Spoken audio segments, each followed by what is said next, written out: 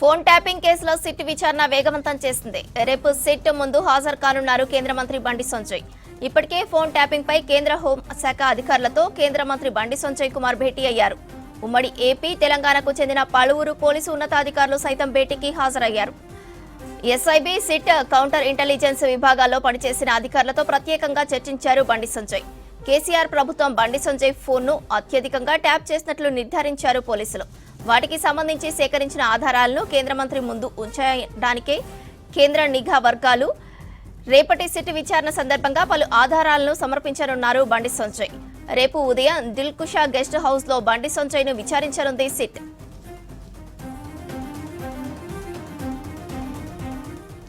ఇక ఇదే అంశానికి సంబంధించి మరిన్ని డీటెయిల్స్ ధనరాజ్ అందిస్తారు. Dhanraj, over to you. Phone tapping case వ్యవహారంలో కేంద్ర హోంశాఖ సహాయ మంత్రి అయినటువంటి బండి సంజయ్ హాజరు కావడం చాలా వరకు చర్చనీయాంశం కాబోతుందని చెప్పొచ్చు. ఎందుకంటే రేపటి విచారణకు సంబంధించినటువంటి వ్యవహారాలపైన, అదేవిధంగా సిట్ అధికారులు అడిగే అటువంటి ప్రశ్నలకు తాను సాక్షిగా చెప్పబోయే అంశాలపైన కూడా ముందస్తుగా బండి సంజయ్ కొంతమంది ఏపీ, తెలంగాణకు చెందినటువంటి పోలీసు ఉన్నతాధికారులతోటి భేటీ కావడం చాలా వరకు ప్రాధాన్యత సంతరించుకుందని చెప్పొచ్చు. అయితే గత బీఆర్ఎస్ ప్రభుత్వ హయాంలో చూసినట్టయితే బండి సంజయ్ ఫోన్ను చాలాసార్లుగా ఎక్కువసార్లు ఫోన్ ట్యాపింగ్ చేసినట్లుగాను దానికి సంబంధించినటువంటి ఆధారాలన్నింటిని కూడా ఇప్పటికే మాజీ పోలీసు ఉన్నతాధికారులు బండి సంజయ్ దగ్గర తగినటువంటి ఆధారాలన్నింటిని కూడా పెట్టి ఆ విషయంపైన చర్చిస్తున్నారు. అంతేకాకుండా ఇప్పటివరకు ఈ కేసుకు సంబంధించిన వ్యవహారంలో చూసినట్టయితే ఏదైతే ఎస్ఐబి చెందినటువంటి మాజీ ప్రభాకర్ రావు ఎస్ఐబి చీఫ్గా ఉన్నారో ఆయన విచారణ కూడా చాలా వరకు సుదీర్ఘంగా కొనసాగింది. దాంతోపాటుగాను ఫోన్ ట్యాపింగ్ కేసు వ్యవహారంలో నలుగురికి సంబంధించినటువంటి మాజీ డిఎస్పీలుగా వారికి సంబంధించినటువంటి కన్ఫెషన్ రిపోర్టు కూడా ఇప్పటికే పోలీసు అధికారులు రికార్డ్ చేశారు. ఇక దీనిలో చూసినట్టయితే ముఖ్యంగా రాజకీయ నాయకులకు చెందినటువంటి ఫోన్లు, అంటే అప్పుడు బీఆర్ఎస్ ప్రభుత్వ హయాంలో చూసినట్టయితే ప్రతిపక్షాలకు చెందినటువంటి రాజకీయ నేతలను టార్గెట్ చేస్తూ వాళ్ళ ఫోన్లను ట్యాపింగ్ చేశారు.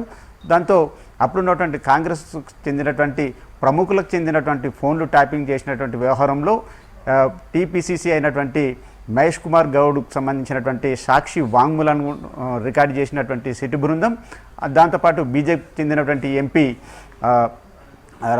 ఈటెల రాజేందర్ ఫోన్ కూడా ట్యాపింగ్ చేసిన వ్యవహారంలో ఆయన ఫోన్కు సంబంధించిన వ్యవహారాలపైన సాక్షిగా ఆయన స్టేట్మెంట్ను కూడా తీసుకున్నారు.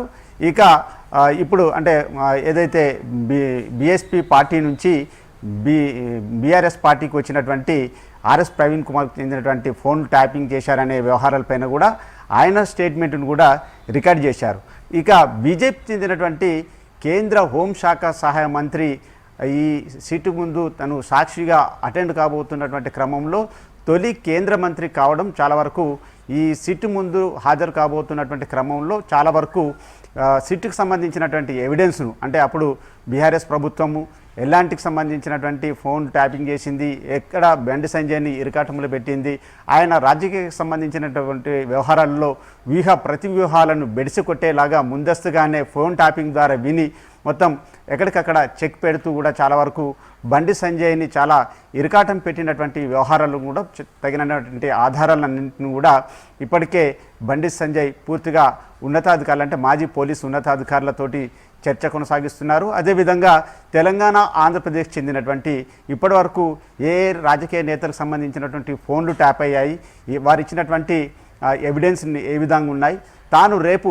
చెప్పాలనుకున్నటువంటి విషయాలపైన కూడా సుదీర్ఘంగా కూడా ఇప్పటికే ఓవైపున ఎస్ఐబికి చెందినటువంటి వారు కావచ్చు, ఇంటెలిజెన్స్ చెందినటువంటి ఉన్నతాధికారులతో పాటుగాను ఏపీకి చెందినటువంటి కొంతమంది పోలీసు ఉన్నతాధికారులు కూడా బండి సంజయ్ తోటి ఈ చర్చల భేటీలో పాల్గొన్నారు. దాంతోపాటుగాను ఎందుకంటే ఆంధ్రప్రదేశ్ చెందినటువంటి కాంగ్రెస్ లీడర్ అయినటువంటి షర్మిల ఫోన్ కూడా ట్యాప్ అయినటువంటి వ్యవహారాన్ని కూడా చాలా వరకు ఆ విషయాన్ని కూడా వీళ్ళు పరిగణలోకి తీసుకుంటున్నారు. ఎందుకంటే ఒక తెలంగాణ వ్యాప్తమే కాదు, పక్క రాష్ట్రానికి చెందినటువంటి నేతల ఫోన్లు ట్యాప్ చేసినటువంటి వ్యవహారంలో మొత్తం ఈ కేసుకు సంబంధించిన వ్యవహారం.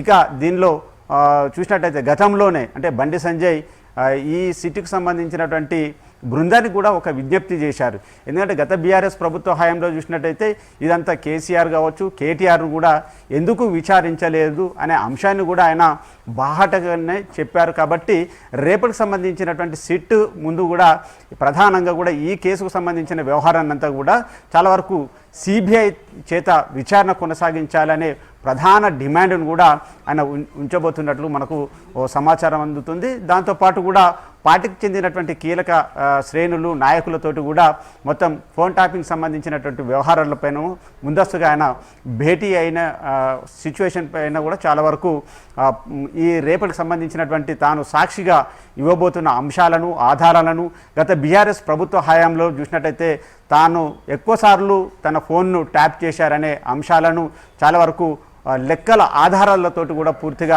ముందుంచబోతున్నటువంటి సిచ్యువేషన్లో ఈ కీలక భేటీ అనేది అంటే బండి సంజయ్ కీలక భేటీ అనేది చాలా వరకు రాజకీయ ప్రాధాన్యత సంతరించుకుంది.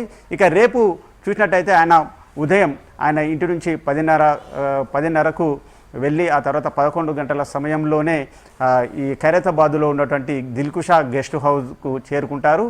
ఆ తర్వాత కూడా మీడియాతోటి 12 గంటలకు మాట్లాడేందుకు గాను సుదీర్ఘమైనటువంటి చాలా వరకు రేపటి ప్లానింగ్ అంతా చేసుకున్నటువంటి సిచ్యువేషన్ ఉంది. మొత్తం మీద చూసినట్టయితే ఇక బండి సంజయ్ రేపు సిట్ బృందం ముందు హాజరు కాబోతున్నటువంటి క్రమంలో వివిధ అంటే ఏపీతో పాటుగాను తెలంగాణకు చెందినటువంటి ఎస్ఐబి ఇంటెలిజెన్సు, కౌంటర్ ఇంటెలిజెన్స్ సంబంధించినటువంటి పోలీసు ఉన్నతాధికారులతోటి కూడా మాజీ పోలీస్ ఉన్నతాధికారులతోటి భేటీ కావడం చాలా వరకు ప్రాధాన్యత సంతరించుకుంది.